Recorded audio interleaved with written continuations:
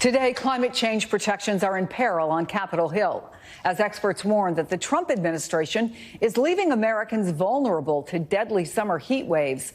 Lawmakers are debating slashing climate projects in the budget, even after what the Federation of American Scientists calls a massive leap backwards, cuts to the NIH, HHS, FEMA, NOAA, and the National Weather Service. It comes as coast-to-coast scorching temperatures trigger life-threatening conditions and emergency operations, even in Congress itself.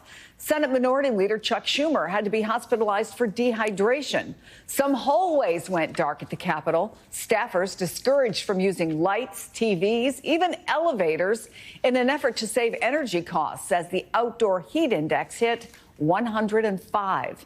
NBC's Sahil Kapoor is on the Hill. I'm also joined by Michael Mann, Presidential Distinguished Professor of Earth and Environmental Science and Director of the Penn Center for Science, Sustainability, and the Media, as well as author of Science Under Siege, the new book coming out in September. So, Sahil, what's the latest on climate policy changes in that budget bill? Hey, Chris. Well, first, let me set the mood. It is miserably hot here in Washington, dangerously so even. There was a press conference outside the Capitol earlier this week that had to get cut short because someone passed out because of the heat. Even indoors here, I feel the heat breaking through some of these hallways. And Senator Chuck Schumer, after his trip to the hospital, wanted to encourage everyone to drink water, to hydrate, and to stay out of the heat. So those are the vibes. Now, onto the policy front. The big Republican bill includes hundreds of billions of dollars in cuts to clean energy funding that Democrats passed along party lines in that 2022 Inflation Reduction Act. That includes consumer-facing tax credits for buying clean vehicles, for home energy products, for residential clean energy expenditures. And then on the business side, there's a clash between the House and Senate Republicans in terms of which way to proceed here. The House bill is more aggressive in terms of cutting clean energy money for projects unless they are placed in service by 2028. The Senate bill tries to protect existing investments by easing that timeline and softening the language to protecting projects as long as the start of construction is before 2029. And all of that is sparking serious blowback from House Republicans. The chairman of the hard right Freedom Caucus, Andy Harris, take a look at one of the things that he's tweeted. He derisively calls this funding the Green New Deal or the Green New Scam. In his words, he's threatening to sink the bill entirely if the Senate version doesn't get more aggressive and move back toward where the House version is. Do I think at the end of the day, Chris, the heat wave or the dynamics around climate change in general will move Republicans off this existing course? I do not. The two chambers are going to have to sort out their differences, however, if they want to get a bill to the president's desk.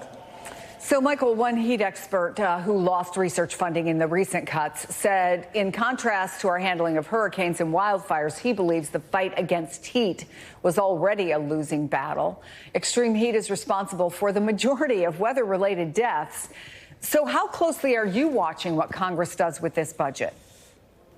Well, I'm watching it very carefully. I care about, science-informed policy, that we're making policies based on the best available science. And the science tells us that climate change is exacerbating these extreme weather events, these heat domes, like we've witnessed here in the U.S. simultaneously in Europe over the past week. In fact, we published a study just last week showing that these sorts of events are becoming more common because of human-caused warming. So this is a reality.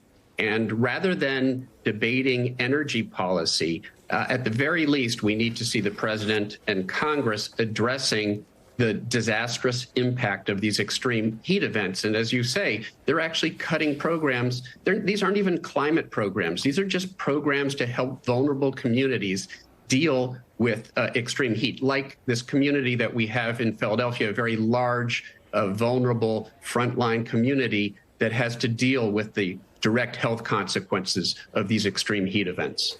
And your new book is titled Science Under Siege. What do you think is going on with that? Do they have better PR than your side? I'm being serious here to the extent that we hear so much from Capitol Hill from people who deny a preponderance of scientific evidence. Yeah, well, that's really what this book is about in large part. Given that the science is overwhelmingly points in the direction of climate change, not only being real and human caused, but being a direct threat now in the sorts of extreme events we're seeing play out, and policy when it comes to pandemics and vaccinations. These are all under assault right now for purely ideological reasons because of anti-science that pervades certain sectors of our political sphere right now, a policy that is intended to help polluters profit rather than to protect the people who are suffering the consequences. How much worse are summers going to get, Michael? And when even now it's impacting Capitol Hill, how much can we reasonably just take infrastructure, sustain?